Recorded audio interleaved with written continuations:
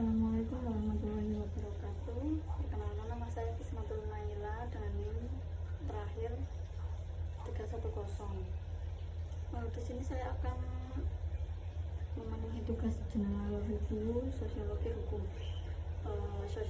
Pengertian sosiologi hukum merupakan cabang dari bagian ilmu hukum yang secara spesifik memfokuskan penelitiannya terhadap manusia dalam berinteraksi dan hubungannya dengan manusia. Secara etimologi, sosiologi berasal dari kata Latin socius yang berarti kawan dan kata logos yang berasal dari bahasa Yunani yang berarti kata atau berbicara. Makna sosiologi adalah berbicara mengenai masyarakat. Menurut Sajipto Raharjo, sosiologi hukum atau sociology of law adalah pengetahuan hukum terhadap pola perilaku masyarakat dalam konteks sosialnya. Adapun ruang lingkupnya ada dua. Yang pertama itu dasar-dasar sosial dari hukum atau basis sosial dari hukum.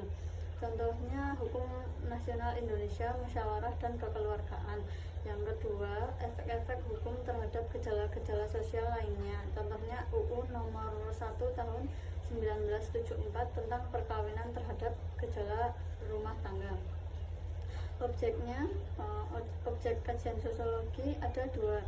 Yang pertama objek formil dan yang kedua objek material. Hukum dan kenyataan masyarakat. Masyarakat dipahami dalam berbagai definisi, mulai dari kelompok budaya hingga kesatuan sosial dengan batasan jelas. Hukum memainkan peran penting dalam mengatur perilaku, menjaga ketertiban dan mendidik masyarakat, mendukung pembangunan, menegakkan keadilan dan mendidik masyarakat melalui fungsinya sebagai direktif, integratif, stabilitatif, protektif dan korektif. Penegakan hukum adalah kunci dan kesejahteraan masyarakat dengan menerapkan nilai dan kaidah hukum secara konsisten seperti dijelaskan oleh Surjono Sukanto. 3 unsur utama dalam penegakan hukum: kepastian hukum, kemanfaatan, dan keadilan harus seimbang dengan keadilan sebagai prioritas utama. Hubungan antara hukum dan masyarakat bersifat timbal balik, di mana hukum mengatur kehidupan masyarakat dengan mengedepankan kesadaran hukum. Yuridis empiris merupakan salah satu pendekatan metodologi hukum yang mengkaji ketentuan hukum yang berlaku serta apa yang terjadi dalam kenyataan masyarakat atau peristiwa yang sebenarnya terjadi masyarakat.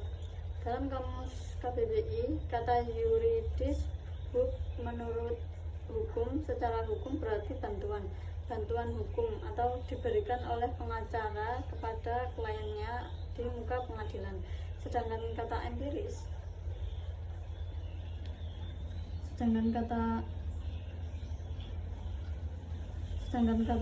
dalam KBBI berasal dari kata empiris, yaitu berdasarkan pengalaman atau terutama yang diperoleh dari penemuan, percobaan, pengamatan yang dilakukan.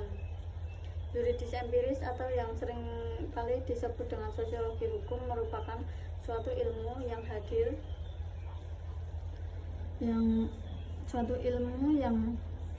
hadir karena adanya perkembangan ilmu hukum dengan mempelajari aspek-aspek gejala sosial yang terjadi di dalam masyarakat.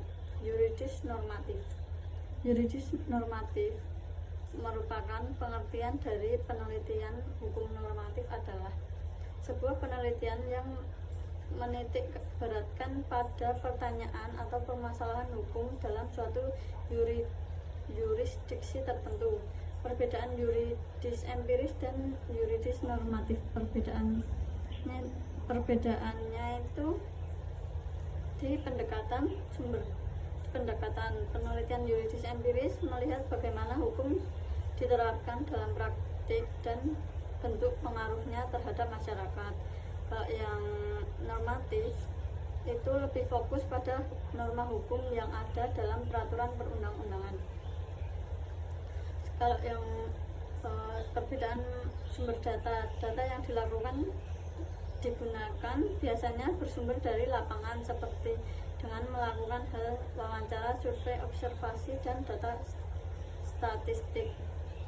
Data normatif yang digunakan bersumber dari dokumen resmi seperti undang-undang, peraturan pemerintah, putusan pengadilan, dan teori hukum.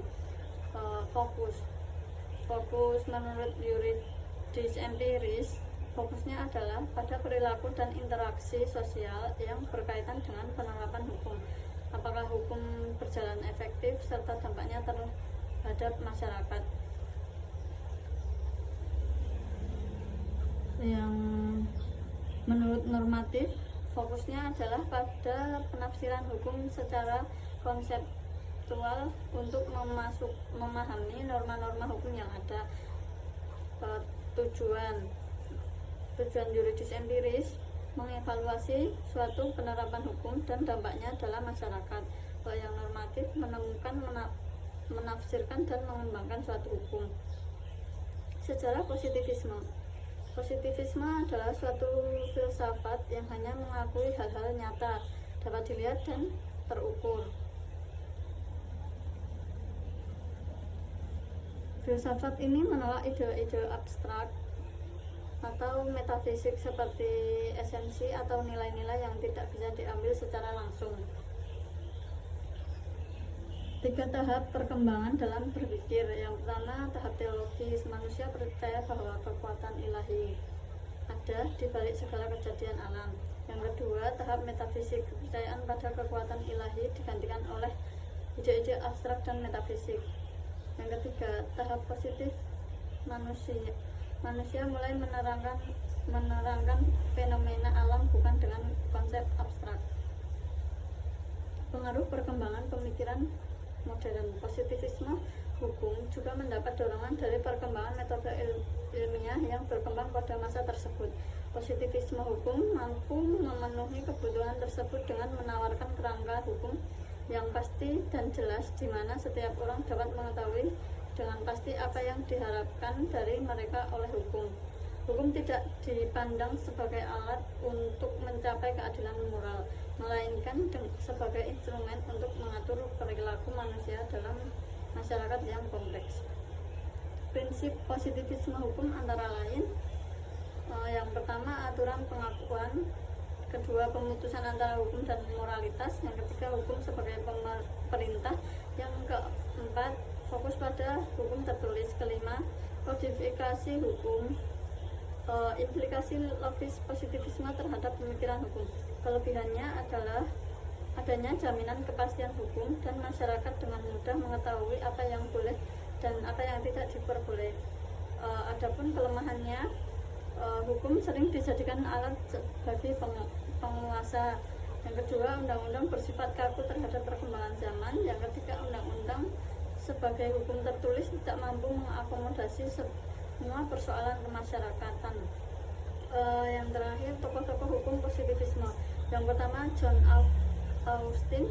Kedua, Hans Kelsen. Yang ketiga, Auguste Comte.